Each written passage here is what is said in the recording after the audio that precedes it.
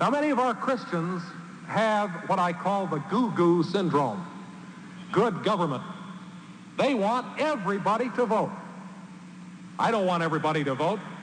Elections are not won by a majority of people. They never have been from the beginning of our country, and they are not now. As a matter of fact, our leverage in the elections, quite candidly, goes up as the voting populace goes down. That's true, by the way. That's Paul Weyrich. Paul Weyrich is a Republican, let's say, person from a while ago. But that logic still follows. Republicans' chances in election goes up when number of people who are voting in those elections goes down. It's the reason why low turnout elections have a tendency to skew towards the Republican Party. Basically, if you have a party that's representing the rich, and you have a very small number of rich in your country, then you need to find groups and pockets that don't necessarily care about the class issue in regards to their priorities. So you may have the religious group, like Paul was part of. You might have conservative or Christian conservatives. You may have people who may be against, let's say, homosexuality that doesn't necessarily like the Democrats, people who are against abortions or whatever. You find your special interest groups, weight all of them together, and you try to make your win. In other cases, you have Democrats that are just so horrible that people tend to go towards the Republican or not necessarily liking, or pull themselves out of the political space when they realize that what they want or what they need materially is not necessarily being remunerated for the support that they're giving Republicans that much more chances. Again, those people are out of the political spot. If you expand the amount of voting and ensure that each and every person in this country can vote, meaning easy to do, then you would probably have a skew towards the left. Because at that point, you would have more people involved in your political process that have things that they want, need materially, and may actually vote for those things in regard to the candidates that are on the ballot. It's the reason why Donald Trump has been screaming to high hilt about voting, meaning ballots in the mail voting. Basically, people get a ballot in the mail. They have a barcode or something on that ballot to identify who they are, and they can go to a drop spot. They can either go to the election itself or they can put it back in the mail. Now, Donald Trump has been screaming that this is fraudulent and cheating, et cetera, and that it's going to be laced with fraud. He even went so far as to say that foreign actors, like in Russia and China, will be putting out forged ballots, something that people in his own intelligence circles said was nonsense. It was nonsense. His own people. Trump's own intelligence officials contradict his repeated claims of mail fraud. When asked to describe the difference between, let's say, absentee ballots versus ballots that are mail-in ballots, because that's been this larger point. Donald Trump tries to make the argument that absentee ballot is okay, but the mail-in ballots are somehow ensconced in fraud and corruption. And that's not necessarily belied by the evidence. Now, part of the reason he has to make this kind of weird case is because he himself has been voting by absentee ballot. And so absentee ballot has to be perfectly okay if I'm doing it. But that mail-in ballot, those are horrible. Here is one of his campaign officials trying to explain the difference between mail-in ballots versus absentee ballots. Where we're in a pandemic. So perhaps the approach might need to be different when it comes to guaranteeing that people have their right to vote if they have registered to vote. Absolutely. Yes, we need to have options. Making sure that, for example, that polling stations, that they have social distancing, that people know the correct guidelines to ensure that they feel safe. Some people just feel safer going into the polls and voting. Some people prefer mail-in voting. Okay, then I have a question. You explain to our viewers explain to our viewers what the difference is between absentee voting and mail-in voting.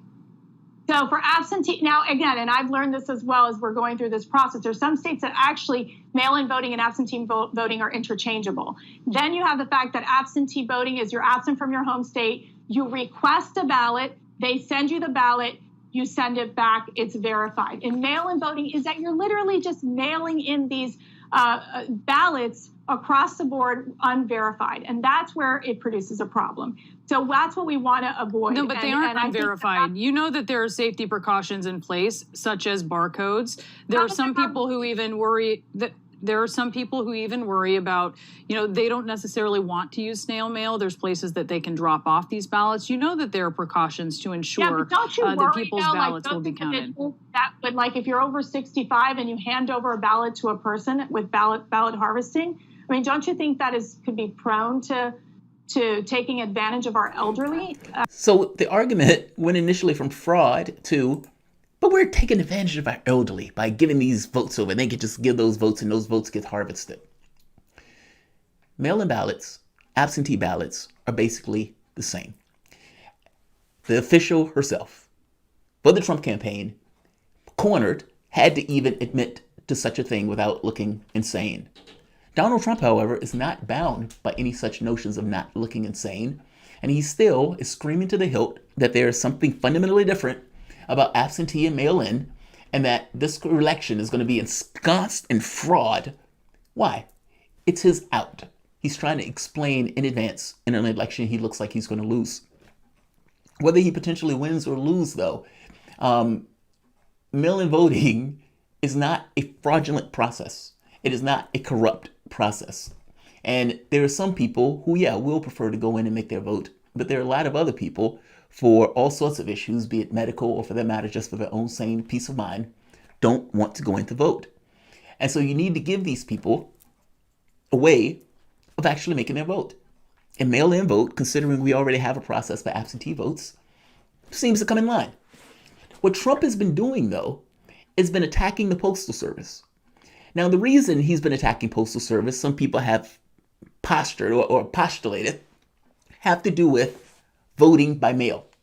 And because he's been making such a stink about it, that when the Postal Service started to go through that many difficulties with all of the changes that have been taking place, people noticed that the effect of that was slowing down the mail. And maybe if you have an election and your mail is slowed down, it makes it that much more rife for difficulties in deciding who wins that election. This was postulated. Donald Trump has just confirmed this. That basically part and parcel to the reason why he is waging this war on the Postal Service is to ensure that people can't get their votes back in time. Either they can't get their votes back in time, or for that matter, they can't get their mail in time for them to be able to make the turnaround in the correct time. His attack on the Postal Service is in part ideological, but it's also in part practical, in the sense of trying to basically destroy the ability for mail-in voting. Don't take my word for it. Take his. Welcome to the Soapbox.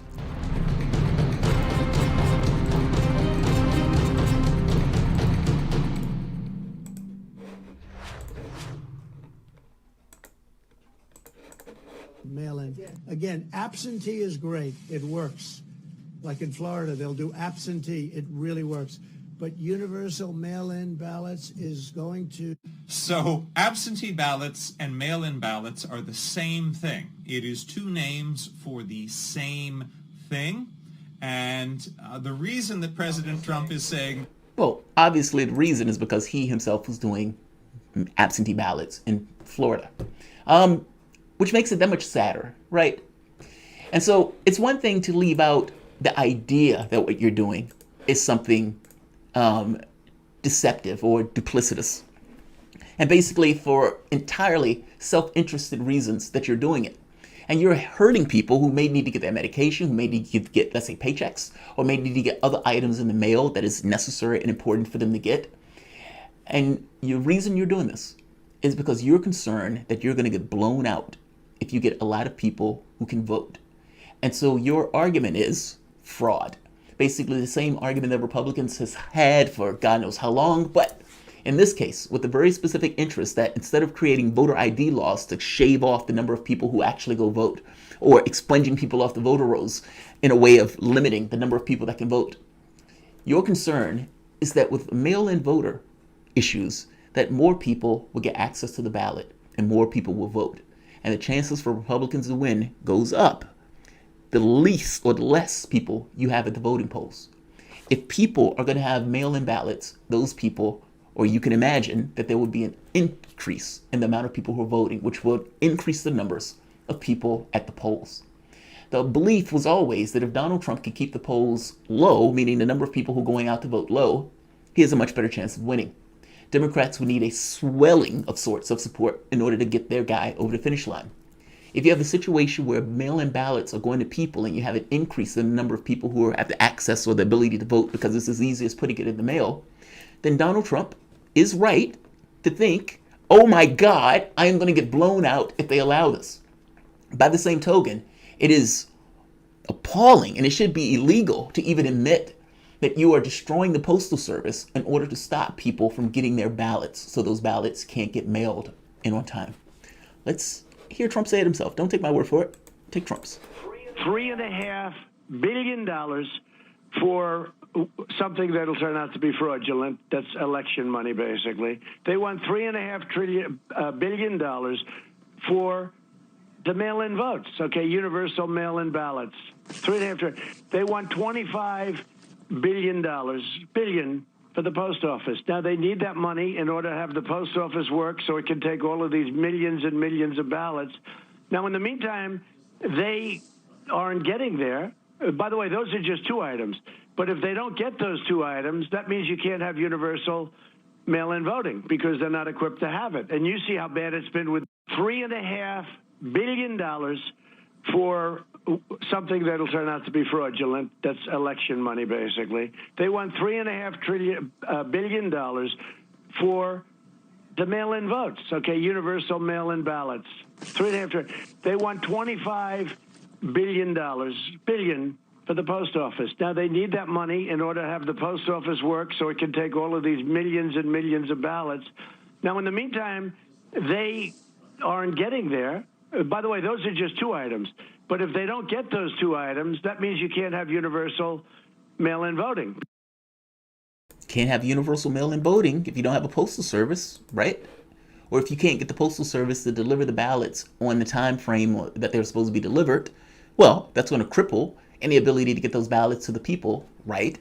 And if the postal service was artificially crippled by the Republican Party and artificially hamstrung by the Democratic Party, who in no way lifted a finger to protect that postal service, and now Trump gets the opportunity to defund it that much more and put it in that much more dire straits, so much so that he gets to put in somebody, Joy, that can basically have a bloodbath in regards to the competence of that office in order to undermine that office, not to mention increase the costs. So it makes it that much more difficult to compete with some of the other services. The entire point of this is an ideological attack on the Postal Service. Donald Trump is just willing to go that much further because he understands that his potential and chances of winning the race goes up if you can get less people going to the polls to vote. Other countries may not get this, but this is part and parcel to America. Whether it's a poll tax or whether it's some other hindrance that you put in people's pathway to block who you don't necessarily want to block, the thought is the same. Stop people from voting. Now, here's the question that evolves from this. Under normal circumstances, let's say 20, 30, 40 years ago, if you were in a contest, you had a higher ideal of America despite the fact you wanted to win. Meaning your wanting to win was still subordinate to the notion of a country and that country being held intact, whether you win or lose. You and I are playing chess. My wanting to win doesn't go so far as for me to break the rules of the game. And if they do, then we're in completely different territory at that point.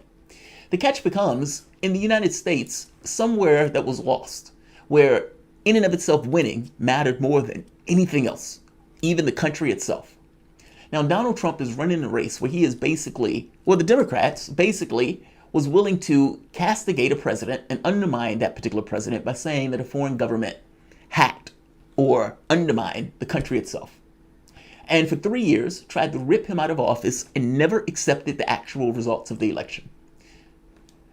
Republican president is now trying to destroy the Postal Service, something that the overwhelming majority of the public supports, like 90% of the American public, and is willing to basically say the elections are fraudulent. Which means that that normal handover of power that takes place, where the Republican hands it over to Democrat or Democrat hands it over to Republican, this kind of orderly process for people to see there's been a handover of power, there's a new administration, and that the concept of America matters more than just these people wanting to win. And you can see that in the way that they act after the election, the pomp and circumstance of it all. Donald Trump, in the beginning, is basically saying it's rigged, it's cheated. If I lose, I lost because they cheated me, period. Which means whatever percentage of people that are backing Trump. In the same way they believe this nonsense about hydrochloroquine, or they get into this mask nonsense, you would have a group of people that is going to end up believing that the election entirely, even if it was spotless, was entirely fraudulent because Trump lost. And that the only way for the election to be legit is basically for Trump to win. That is a bullshit perspective. And it puts people in this position where, regardless of who wins or who loses, you have basically people who are saying the elections are not real. The elections are illegitimate. In some cases, they are. They should be more transparent. The idea that you can have these kind of things where people don't necessarily get to see who they actually voted for, or at the end of a process having no way to actually check to see that the process was legit, or for that matter, rules to make sure you can't just throw people off the voter rolls. I mean, hundreds of thousands of people were thrown off the rolls before Sanders, or move the polling locations, or in this case, try to impede voting, or democratic or representative government itself, which is basically what Trump is owning up to. It's too bad they waited, or they did impeachment on that nonsense. Between 160-some thousand people dead, those things would have been far greater fodder for impeachment. This is appalling behavior. And whether you're a Trump supporter or not, you should not support this nonsense. Like, share, and of course, subscribe. Thanks all.